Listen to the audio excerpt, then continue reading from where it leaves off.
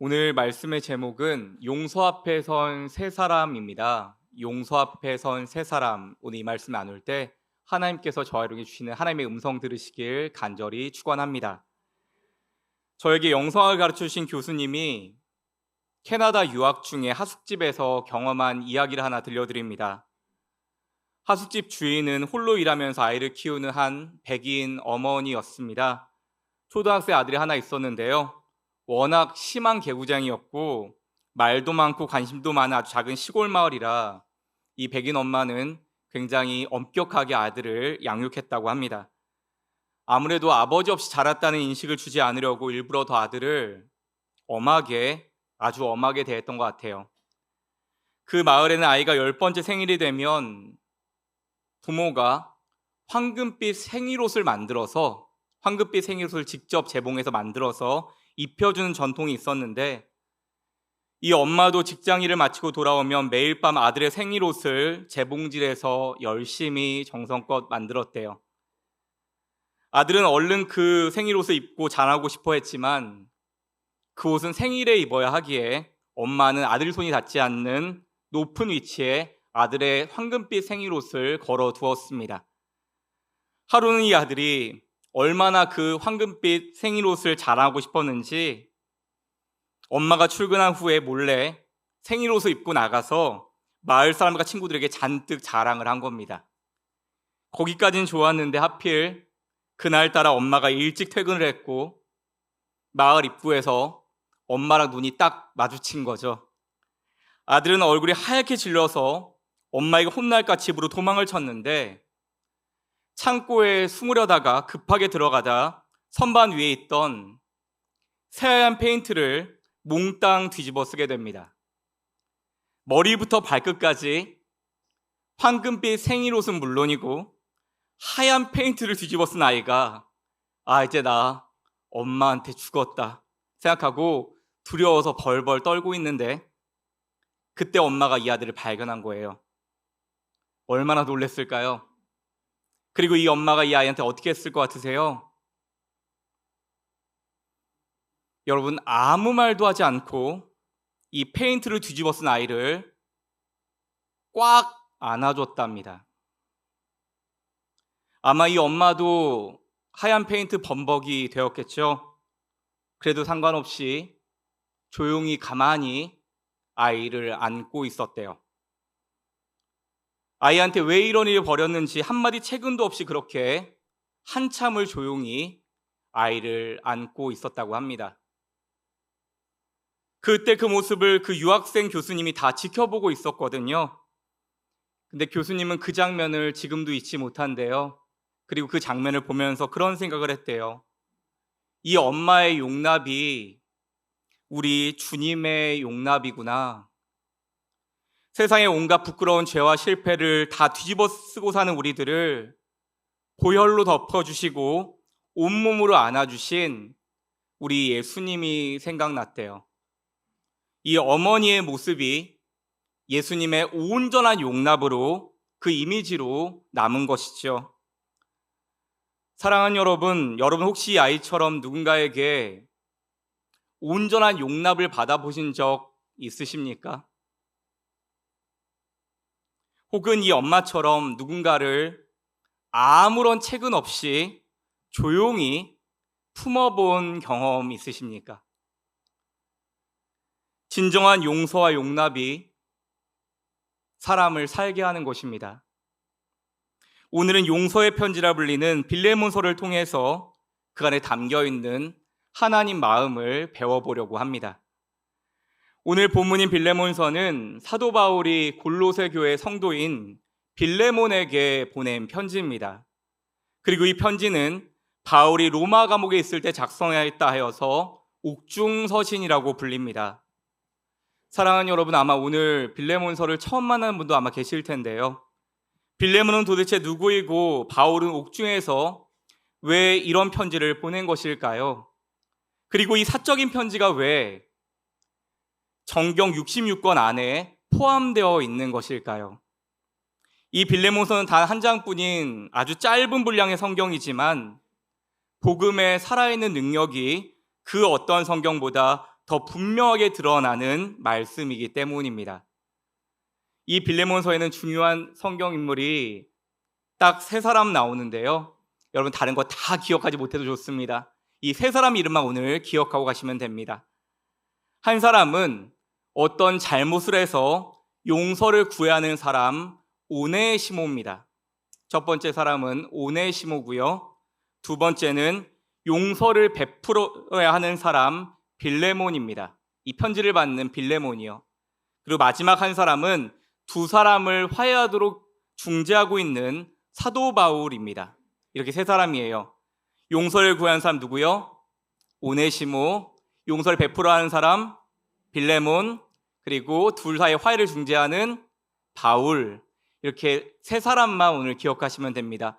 우리를 위해서 이름도 딱 이렇게 지어놓으신 것 같아요. 네 글자, 세 글자, 두 글자예요. 오네시모, 빌레몬, 바울. 오늘 다 까먹으셔도 되는데 이것만 기억하시면 됩니다. 오네시모, 빌레몬, 바울. 먼저 바울을 보면 사도 바울은 지금 갇힌 자가 되어 있습니다. 오늘 본문 빌레몬서 1장 1절 3절입니다. 이 빌레몬서의 편지의 인사말인데요. 1절 3절 함께 교독하겠습니다. 그리스도를 위하여 갇힌 자 된 바울과 및 형제 디모데는 우리의 사랑을 받는 자요 동역자인 빌레몬과 자매 아비아와 우리와 함께 병사된 아키포와 내 집에 있는 교회에 편지하노니 하나님 우리 아버지와 주 예수 그리스도로부터 은혜와 평강이 너에게 있을지어다. 아멘. 여러분 1절을 보시면 바울은 스스로에게 갇힌 자라는 표현을 사용합니다. 나는 갇힌 자다. 우리가 알다시피 바울은 예수님 복음 전하다가 여러 번 감옥에 갇히죠. 학자들은 대부분 이 감옥이 첫 번 로마 감옥이라고 말합니다. 사도행전을 보면 바울은 인형한 셋집을 얻어서 그곳에서 가택 연금 상태로 있게 됩니다. 그때 이 빌레몬서를 기록했어요. 두 번째 사람은 용서를 베풀어야 하는 인물 빌레몬입니다. 빌레몬은 자신의 집을 교회로 사용하도록 하였고 바로 이 교회가 골로새 교회가 된 것입니다. 여러분 자신의 집을 교회로 내놨다는 것은 집이 꽤 컸다는 의미겠죠. 이처럼 빌레몬은 골로새 도시에서 꽤 괜찮은 부자였어요. 바울은 3년간 이 도시에서 복음을 전했는데 그때 빌레몬이 이 바울을 만나게 됐고 그를 통하여 복음을 받아들여서 그리스도인이 된 것입니다. 즉 이 편지를 받는 빌레몬에게 바울은 은사라고 할 수 있겠죠. 그리고 마지막 인물 누구예요? 중요한 용서를 받아야 하는 오네시모입니다. 오네시모는 빌레몬 집의 종, 노예였어요. 이 편지를 받는 빌레몬의 종이고 노예였습니다. 그런데 이 오네시모가 주인인 빌레몬에게 큰 잘못을 했던 것 같습니다. 학자들은 오네시모가 주인 빌레몬에게 금전적으로 커다란 손해를 입혔던지 아니면 주인 돈을 훔쳐서 도망을 나온 종이라고 추정합니다. 여러분 당시에 주인의 재물을 훔쳐 도망한 종은 잡히면 죽임을 당합니다. 로마는 노예들에 의해 경제를 유지하던 때입니다. 그러니 노예는 주인의 재산일 뿐입니다. 그런데 그 주인의 재산인 노예가 주인의 돈을 훔쳐 도망간 겁니다. 결코 용서받을 수 없는 겁니다. 이런 오네시모가 어떻게 해서 로마까지 지금 도망오게 되었고 그곳에서 누구를? 사도 바울을 만나게 된 겁니다. 여러분 그런 오네시모가 사도 바울을 만나서 그리스도인 새로운 존재로 거듭나게 된 것이죠. 그런데 여러분 좀 이상하지 않아요? 성경은 좀 의심하면서 봐야 됩니다. 이상하지 않아요? 바울이 지금 어떤 상태예요? 옥에 갇힌 상태잖아요. 바울은 죄수의 신분인데 감옥에 초라하게 갇혀있는 죄수였던 바울에게서 과연 오네시모는 무엇을 보았길래 그를 보고 그리스도인이 되었을까요? 저와 같은 많은 목회자에게 스승으로 불리는 김기석 목사님의 이야기입니다. 한 성도님이 이 김기석 목사님에게 그런 질문을 하셨대요. 목사님, 나는 하나님께 영광 돌린다는 게 뭔지 아직도 잘 이해를 못하겠어요. 이런 질문을 했대요. 목사님, 하나님께 영광 돌린다는 게 뭔지를 나 잘 모르겠어요. 이렇게 얘기하는 겁니다. 우리가 영광 돌린다는데 그게 뭔지 모르겠어요. 그러자 김기성 목사님이 이렇게 설명하셨다는 거예요. 영광이란 말엔 이미 빛이라는 단어가 들어가 있죠. 예, 영광 안에 빛이 들어가 있잖아요. 그렇다면 하나님께 영광을 돌린다는 건 무엇이겠어요?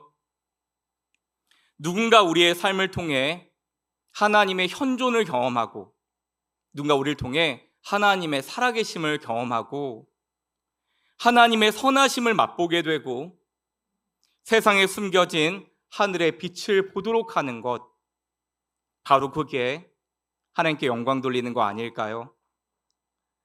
여러분, 물론 이 말이 모두에게 충분한 설명이 될지는 모르겠지만 그 방향은 맞다고 생각합니다. 우리가 사람들에게 눈에 보이는 예수님을 보여줄 수는 없지만, 부족한 우리가 살아가면서 부족하지만 사랑하려고 애쓰고, 안 되지만 용서하려고 하고, 그렇게 서로에게 품어주고 은혜를 베푸는 그 모습을 통해서 내 주변 사람들이 하나님 사랑이 이런 거겠구나, 하나님 사랑을 보게 만들고 깨닫게 만들고 생각하게 만드는 것, 그게 진짜 하나님께 영광 돌리는 삶이 아닐까요? 오네시모는 옥에 갇혀 있으면서도 한없이 자유롭고 평안한 바울을 통해서 진짜 이분 안에는 하나님이 살아계시는구나, 이 사람은 하나님을 품은 사람이구나 라는 걸 만나게 되었다는 겁니다. 바울의 말이 아니라 그의 존재의 울림을 통해서 말입니다. 그런 바울의 마음을 느낄 수 있는 게 오늘 본문 9절과 10절입니다. 9절과 10절 함께 읽겠습니다. 도리어 사랑으로서 간구하노라. 나이가 많은 나 바울은 지금 또 예수 그리스도를 위하여 갇힌 자 되어 갇힌 중에서 낳은 아들 오네시모를 위하여 내게 간구하노라. 아멘. 바울은 오네시모를 가리켜서 갇힌 중에 낳은 아들이라고 부릅니다. 갇힌 중에 낳은 아들, 무슨 뜻이에요? 내가 갇혀 있는 동안에 얻은 영적인 자녀라는 뜻이죠. 여러분, 그런데 바울의 이 말이 우리를 부끄럽게 만듭니다. 바울은 가장 힘겨운 상황, 옥에 갇혀서도 생명을 지금 출산하고 있는 겁니다. 이게 바로 생명의 복음에 사로잡혀서 혼탁하고 흔들리는 세상 속에서도 하나님 나라를 살아가고 있는 우리 그리스도의 모습이 아닐까요? 사랑하는 여러분, 우리 예수님이 그러하셨던 것처럼 사도 바울은 다른 이의 아름다움을 볼 줄 아는 눈을 가지고 있었습니다. 바울은 오늘 본문 5절에서 오늘의 또 다른 등장인물인 빌레몬에 대해서 이렇게 말합니다. 5절 말씀 함께 읽겠습니다. 주 예수와 및 모든 성도에 대한 내 사랑과 믿음이 있음을 들음이니. 아멘. 바울이 지금 빌레몬의 두 가지 면모를 칭찬하는데요. 하나는 예수 그리스도를 향한 빌레몬의 사랑과 믿음이고, 또 하나는 모든 성도를 향한 빌레몬의 사랑과 믿음이에요. 정리하면 빌레몬이 하나님 사랑, 이웃 사랑의 삶을 살았던 사람이라는 거죠. 여러분, 특히 우리가 주목해야 할 것은 바울이 하나님만 사랑한 게 아니라 이웃 사랑하는 모습도 같이 갖고 있었다는 사실에 주목해야 합니다. 이재철 목사님이 쓴 성숙자반을 읽어보면 여러분, 이런 내용이 있습니다. 성숙한 그리스도인의 삶이 알파벳 X와 같다고 합니다. 여러분, 성숙한 그리스도인의 삶이 이 알파벳 X랑 똑같대요. 여러분, 알파벳 X의 가운데 중간에 이 중간에 점이 있죠. 허리라고 하면 될까요? 예, 중간에 점이 위아래의 길이가 온전해야, 똑같아야, 위에 팔 뻗은 거 두 개하고 다리 뻗은 거 두 개가 길이가 똑같아야 온전한 X인 것처럼 성숙한 그리스도인의 삶은 위로는 하나님의 사랑, 아래로는 사람 사랑이 조화와 균형을 이루어야 한다는 것입니다. 성숙한 그리스도인 이렇게 판단하시면 돼요. 저 사람이 하나님도 뜨겁게 사랑하고 사람도 뜨겁게 사랑하는 사람이구나. 그게 성숙한 그리스도이구나. 그런데 빌레몬이 이 X의 삶을 잘 살아냈기 때문에 바울에게 칭찬을 지금 듣고 있는 겁니다. 우리도 빌레몬처럼 이 하나님 사랑, 이웃 사랑을 추구하는 성숙한 그리스도인 되길 소망합니다. 이 편지를 쓰고 있는 바울 역시 지금 빌레몬이 다른 이들의 본이 되고 있다는 소식에 마음이 기쁜 겁니다. 왜 기뻐요? 내가 전도한 사람이잖아요. 내가 복음을 전한 그 사람이 믿음으로 잘 성장해서 하나님 사랑, 이웃 사랑의 본이 되고 있다고 하는데 어찌 안 기쁘겠습니까? 이런 빌레몬의 열매는 이어지는 본문 7절에도 잘 나타납니다. 7절 같이 읽습니다. 형제여 성도들의 마음이 너로 말미암아 평안함을 얻었으니 내가 너의 사랑으로 많은 기쁨과 위로를 받았노라. 아멘. 여러분 이 말씀에 주목하셔 보시면 좋겠어요. 형제여 성도들의 마음이 너로 말미암아 평안함을 얻었으니. 여러분 새번역 성경은 이 말씀을 이렇게 번역하고 있습니다. 성도들이 그대로 말미암아 마음의 생기를 얻었습니다. 여러분 이 번역이 원뜻에 가깝습니다. 빌레몬은 성도들 가슴에 신선한 새 마음을, 생기를 심어주는 사람이었던 것입니다. 여러분 저는 이 표현이 너무너무 좋습니다. 마음에 생기를 주었다는 표현이 너무 좋습니다. 그렇습니다. 성도란 다른 이들의 지친 마음에 그 마음을 더 힘들게 하는 사람들이 아니라 생기를 주는 사람들인 것입니다. 빌레몬이 과연 어떤 일을 했는지 다 알 수는 없지만 짐작할 수 있는 건 성도들 가운데 어려움에 처한 사람들에게 생기를 전해주는 일, 물질적으로 돕고 신앙과 삶으로 본이 되는 그런 삶을 살았으리라는 것입니다. 여러분 이걸 통해서 우리가 기억해야 할 게 있어요. 여러분의 그 남모를 애씀도, 그 남모를 귀한 섬김들도 우리 주님께서 다 기억하시고 기록하고 계신 줄 믿으시기 바랍니다.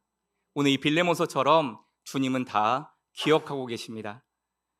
바울은 이렇게 성숙한 빌레몬의 믿음과 사랑이 가장 민감한 누구의 일이요? 오네시모의 일에도 반영되길 간절히 바랬던 것 같습니다. 이어서 바울은 빌레몬에게 가장 중요한 한 가지를 간청합니다.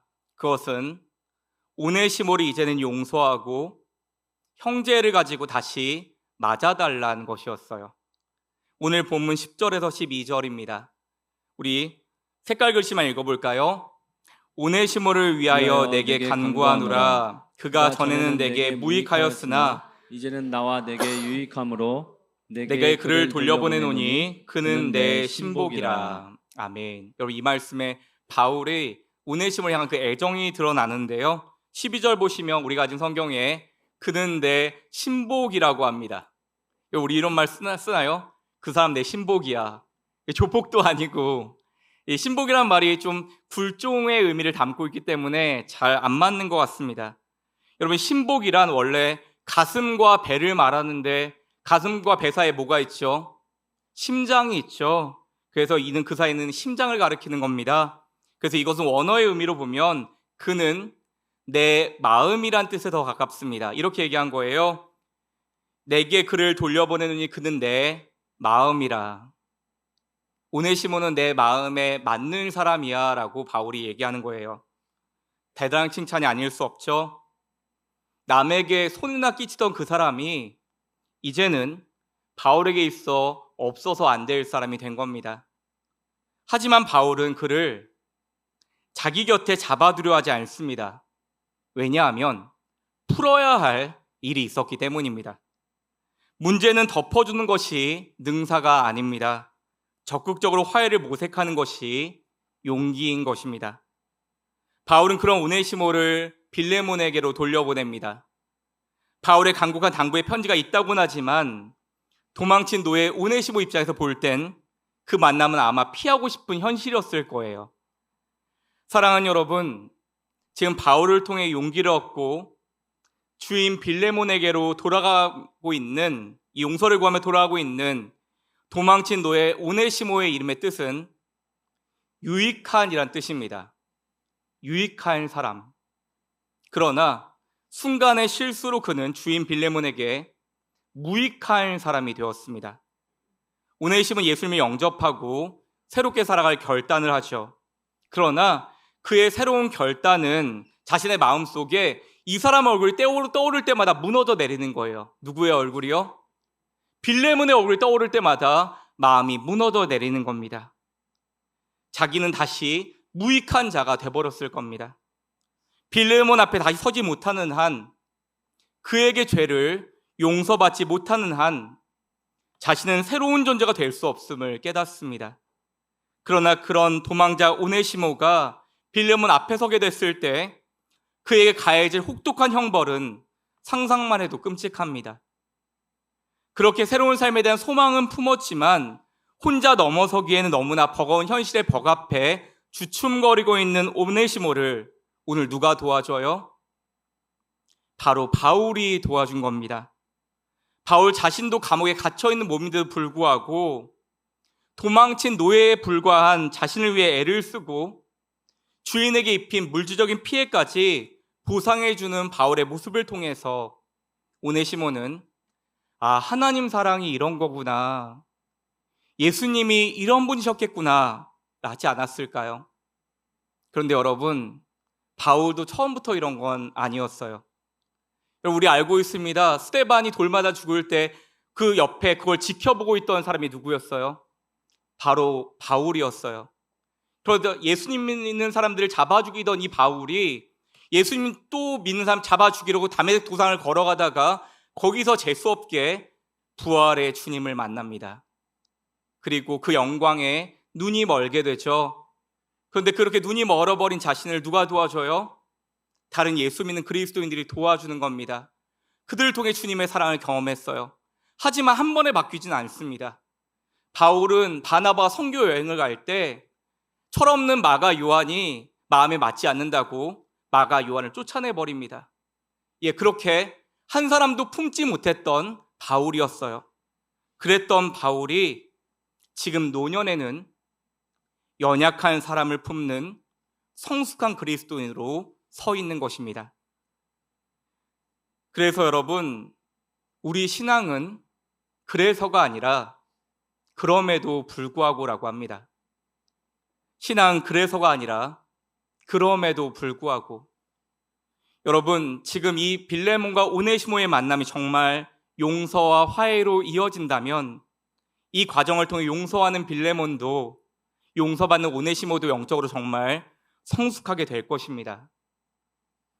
이어지는 본문 13절과 14절입니다. 함께 읽습니다.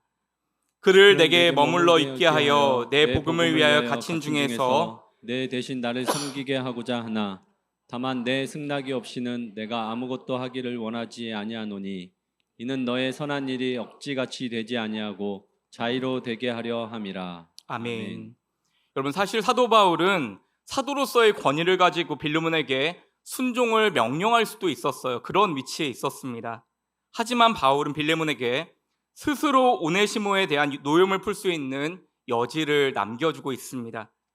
자신에게 손해를 끼치고 달아났던 종을 그리스도 안에서 다시 형제로 받아들이는 것은 여러분 결코 쉬운 일이 아니죠. 빌레몬이 아무리 좋은 사람이라고 해도 그 마음에 분노의 감정이 없을 수는 없어요. 바울은 그런 정황을 너무나 잘 이해하고 있습니다. 그러나 지금 이 오네시모의 문제를 풀어내는 것은 지금 이 빌레몬에게도 아주 중요한 신앙적인 도전임을 바울은 꿰뚫어 보고 있는 것입니다. 자기속에서 일어나는 분노와 미움을 씻어내고 도망친 종 오네시모를 다시 형제로 받아들이기까지 빌레몬 속은 어땠을까요? 어마어마한 전쟁을 치렀겠죠. 내홍을 겪었을 겁니다. 사랑하는 여러분, 진정한 지도자는 자기의 생각을 다른 사람에게 강요하지 않습니다. 새롭게 시작해 볼 수 있는, 생각해 볼 수 있는 여지를 만들 뿐입니다. 바울처럼 좋은 지도자는 다른 사람보다 앞서가는 사람이 아니라 발걸음 더딘 사람 같이 기다려주면서 함께 목표를 향해 나아가는 사람인 것입니다. 생각보다 발걸음이 더디고 느리다고 윽박지르거나 거칠게 밀어댄다면 그는 이내 넘어지고 말겠죠. 그래서 성숙한 사람이라면 흔들릴 때 함께 흔들려주고 같이 그 길 걸어가 줄 때 함께 그 길에 도달할 수 있는 법입니다.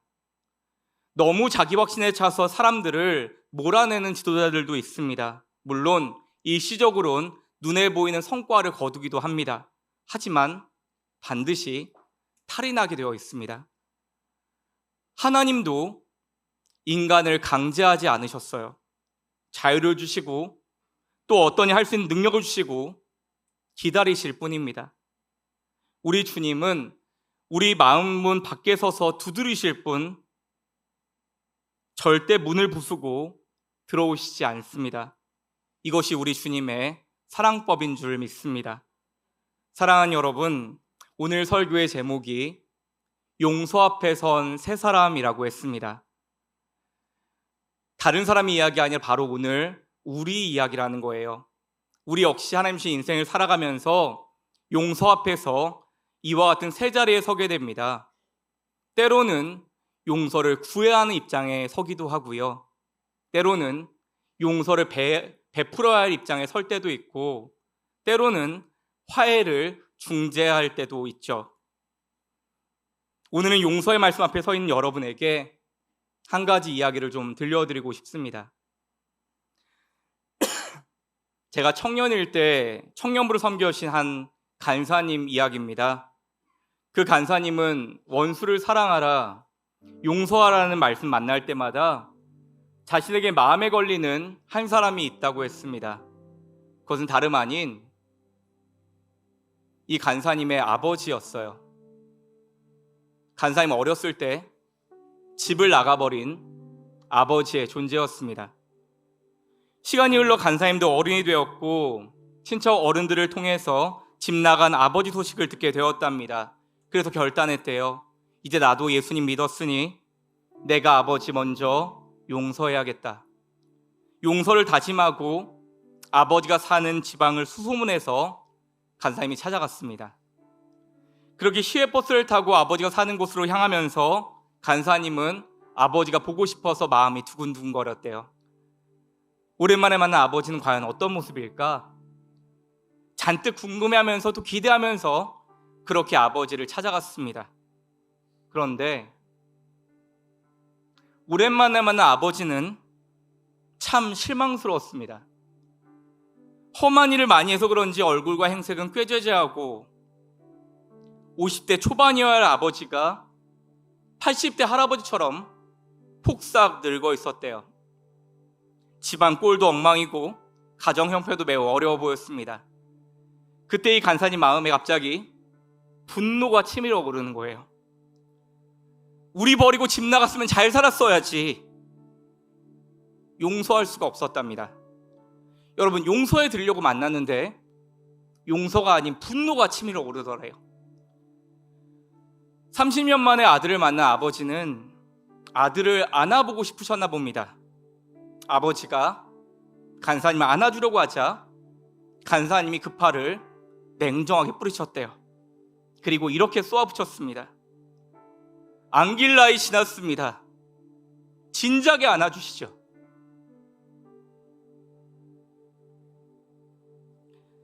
아버지와 30년 만에 만나서 그렇게 어색한 하루를 보내고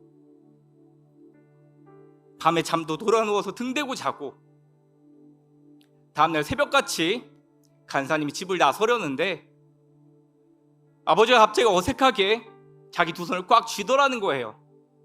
손을 펴보니 거기에는 현금 3만 원이 쥐어져 있었습니다.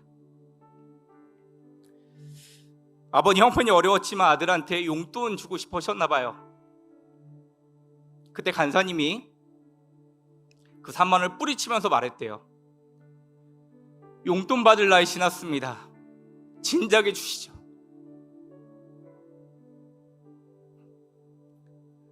그렇게 쏘아붙이고는 뒤도 안 돌아보고 서울로 돌아왔다고 합니다. 그런데 3년이 지난 지금 그때 일만 생각하면 가슴이 너무 아프다고 하셨어요. 그냥 안아주실 때 안길 걸, 3만 원 주실 때 받을 걸. 지금도 아버지 용서하지 못한 그 일 때문에 자기 마음이 너무나 아프다고 하셨어요. 사랑하는 여러분, 혹시 여러분에게도 지금 용서해야 하지만 용서하지 못하는 사람이 있으신가요? 또 용서를 구해야 하는데 도저히 용서를 구할 수가 없어서 용서받지 못하고 있는 분이 여기 계실지도 모르겠습니다. 시편 109편 4절에 이런 말씀이 있습니다.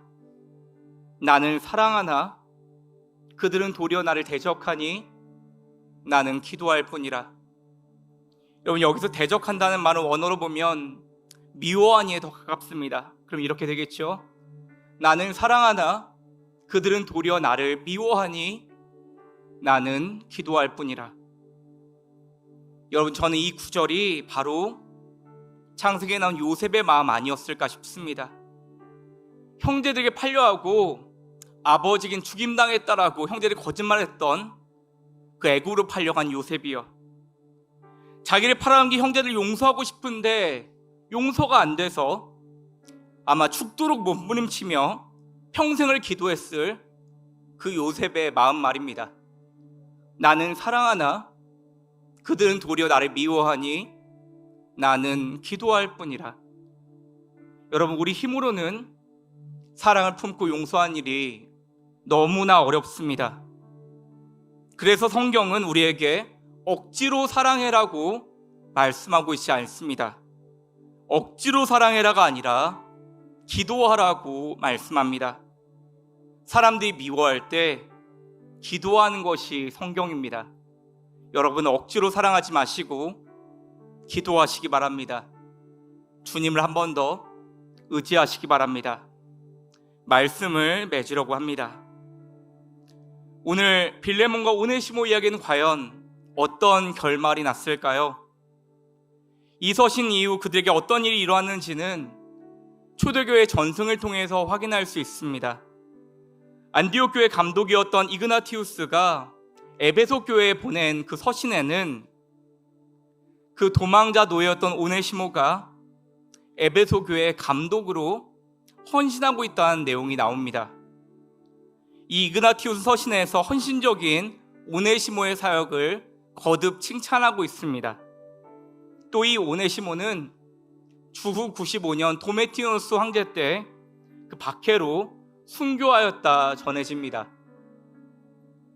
여러분, 오늘 빌레몬의 용서가 없었다면 교회사의 길이 남을 오네시모의 헌신도 없었을 것입니다. 바울의 사랑이 빌레몬의 용서를 낳았고 빌레몬의 용서가 오네시모의 완전한 헌신으로 이어진 것입니다. 오늘 하루도 그리스도 사랑 안에서 자신만의 빌레몬서를 삶으로 써내려가는 저와 여러분 되시길 간절히 축원합니다. 6세기의 성자 베네딕토의 이야기로 오늘 말씀을 맺습니다. 그와 관련된 전설 중에 한 이야기입니다. 수도승들이 새 수도원 한 채를 짓고 있었습니다.